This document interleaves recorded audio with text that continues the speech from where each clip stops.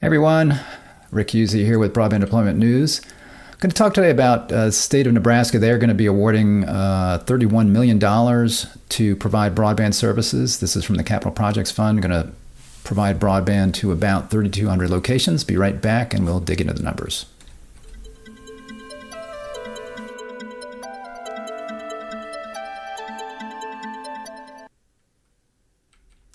Thanks for joining me. Rick Uzzi here with Broadband Deployment News. So I saw this story. This is in the Broadband Breakfast the blog post or whatever, the community, broadband community. So you see here at the top, here we go. Sorry, Nebraska Public Service Commission awards $31 million in new Capital Projects Fund broadband grants.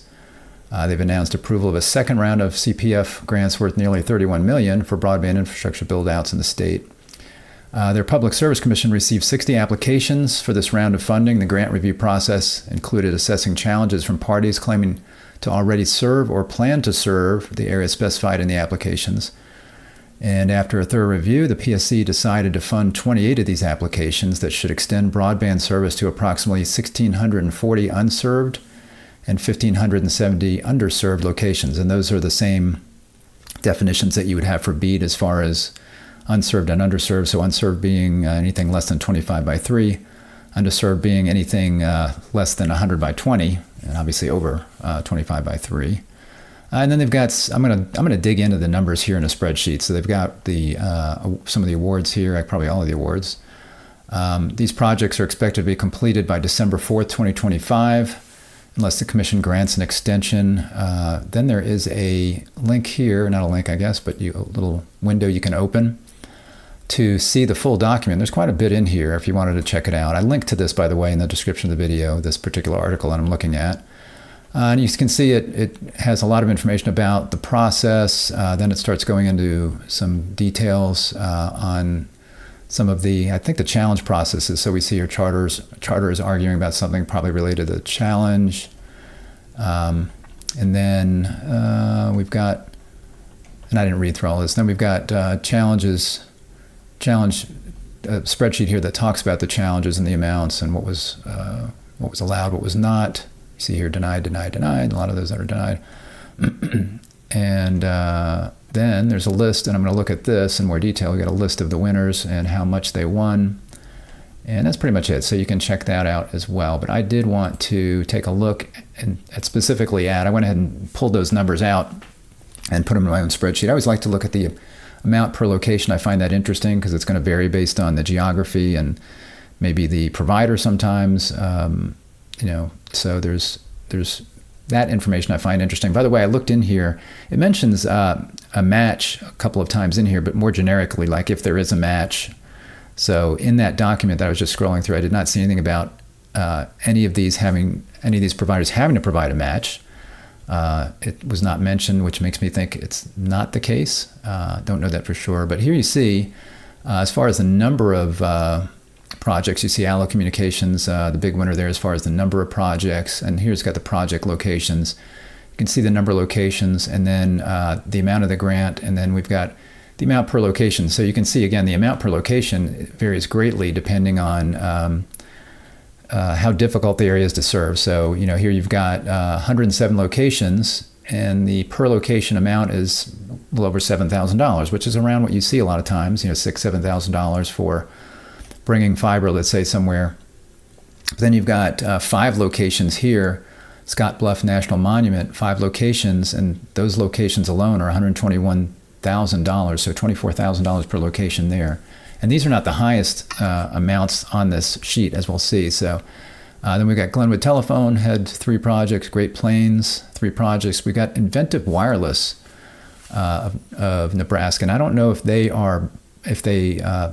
we're doing this wireless or through fiber. I'm suspecting fiber only because these amounts are so high to serve these locations. So you see they, 18,000, 19,000, 30, 37. We got Mid-State Data Transport. They've got 1 project, 17,000 per location. Northeast Nebraska Telephone, 21,000 per location for 176 locations, 21,000 each. Pinpoint Communications, these guys had the highest amounts here. So you see 15 locations, for $900,000. That's $60,000 per location. Then we got 8 locations. They're going to cost $742,500. So $92,812.50 to serve those 8 locations. That's from Edison to Beaver in Nebraska. You got Pinpoint here again. This one's a lot less, more locations. So again, these are probably very rural, maybe difficult geography. Here you've got a little bit more density. So it's $16,000 per location there. Then you've got Qwest.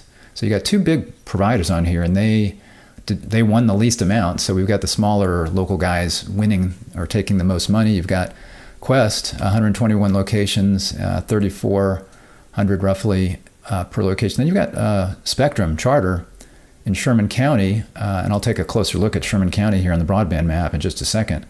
$252,000 that they got roughly, and $700 per location. So I suspect there that Charter is filling in some spots in areas where they've already got infrastructure. Maybe they've already got DOCSIS cable plant. I doubt this is fiber.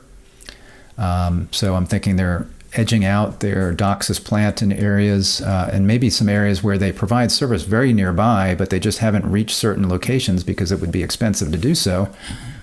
So this will give them a little bit of money to help defray that, although not a lot per location. But maybe when you average it over all 361, it makes sense for them. But again, they're right there in this area as we look at Sherman County. I'll show you that in a minute.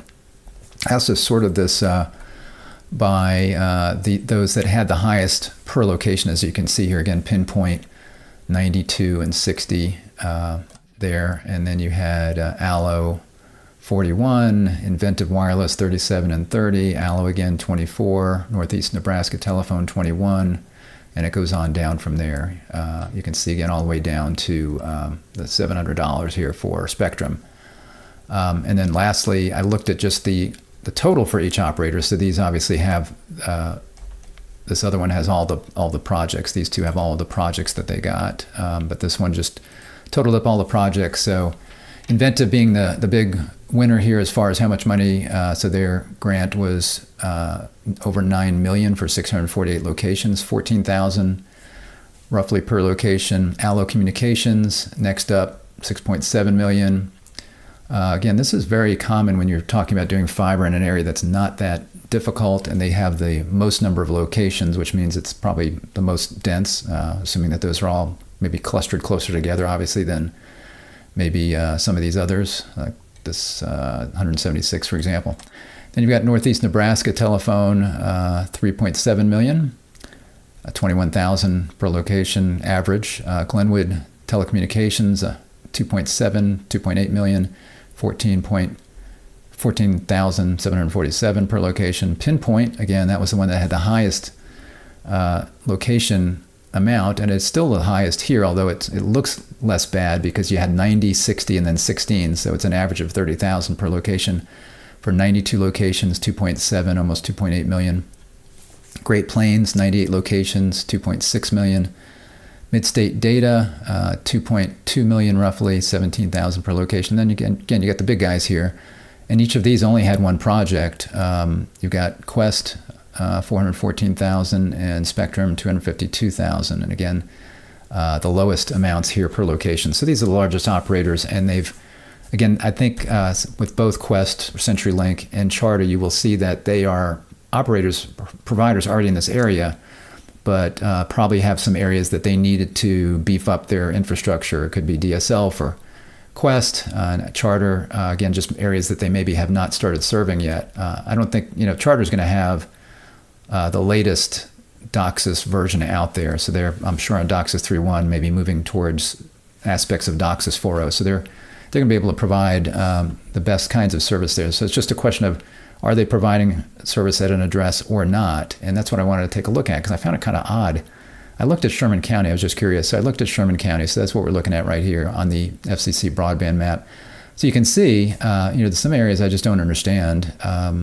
So if I look right here and zoom in a little bit, I've got service here. I've got service all around here. Maybe these are new.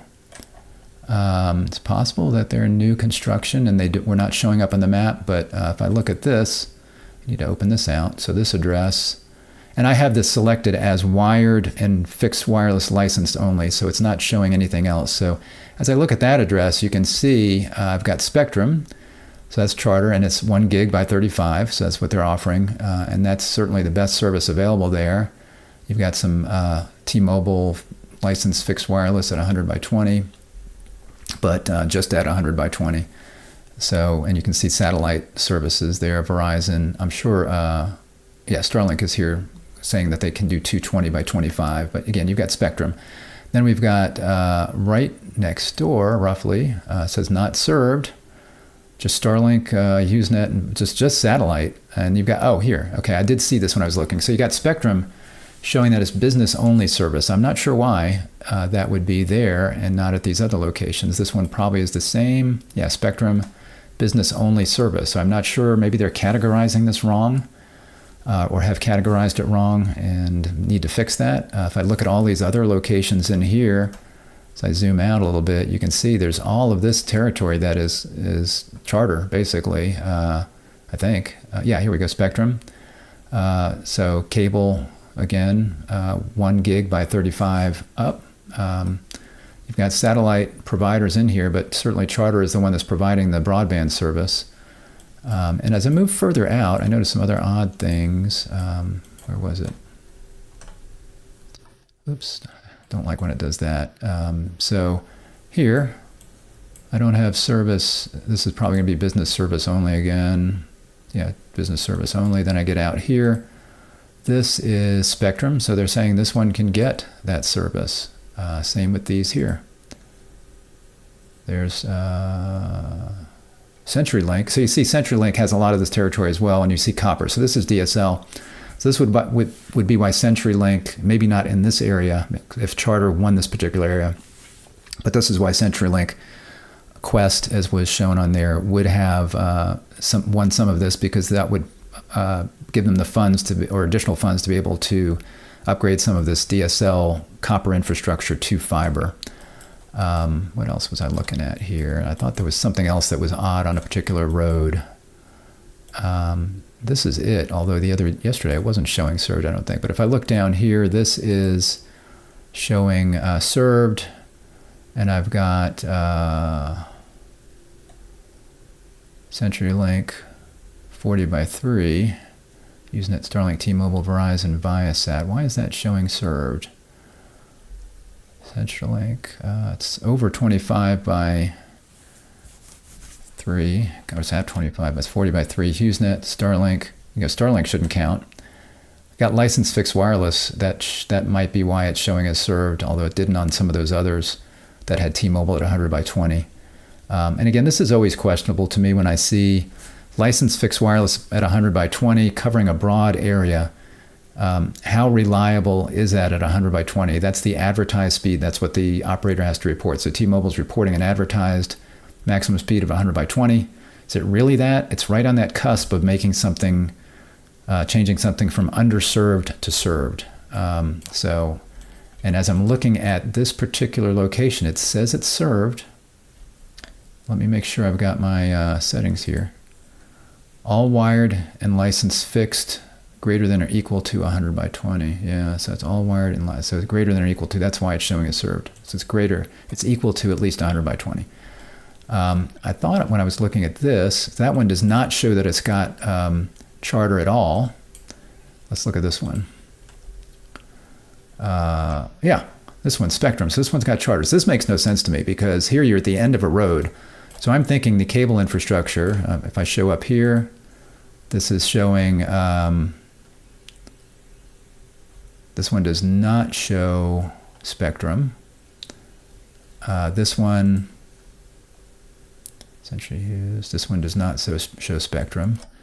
So this is running down the main road here. Then you've got this one. This shows Spectrum. I got this. Whoops. This one shows Spectrum. Then down here, no Spectrum. So I guess, right?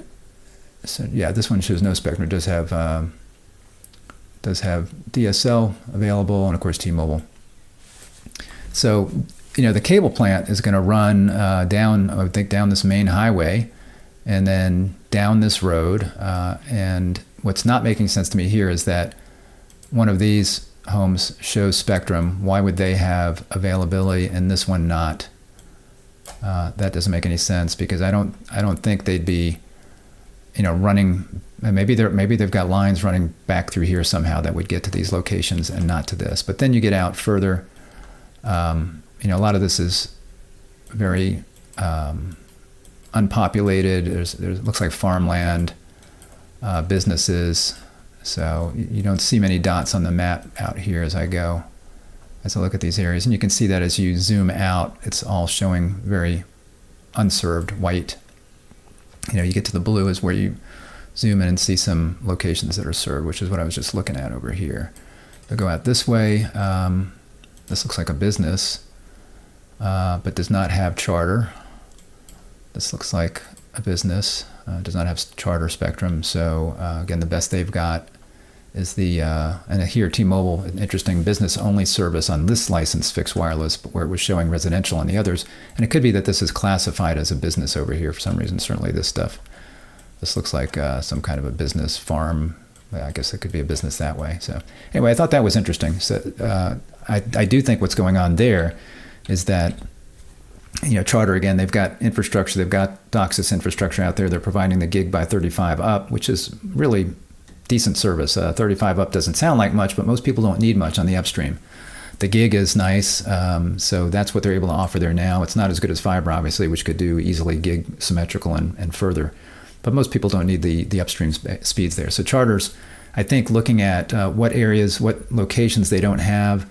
Some they offer business service where it looks like a residential area. I'm not sure why that is. Maybe that's because there would be a fee to hook them up that would be prohibitive cost, and they're going to go ahead and hook them up anyway now into residential. I don't know what the story is. Anyway, it just looked kind of interesting from the map. So anyway, thanks for joining me today. Appreciate it. If you found this interesting, if you'd give me a like on the video, go ahead and do that. Hit the subscribe button if you want to subscribe. Please do that. If you want to get regular updates on what's going on with broadband news, and an occasional Tech Tuesday update where I go dig more into detail on some technical things, go ahead and subscribe to our channel, ring the bell to be notified when I'm live. And that's it for today. I will see you next time. Bye-bye.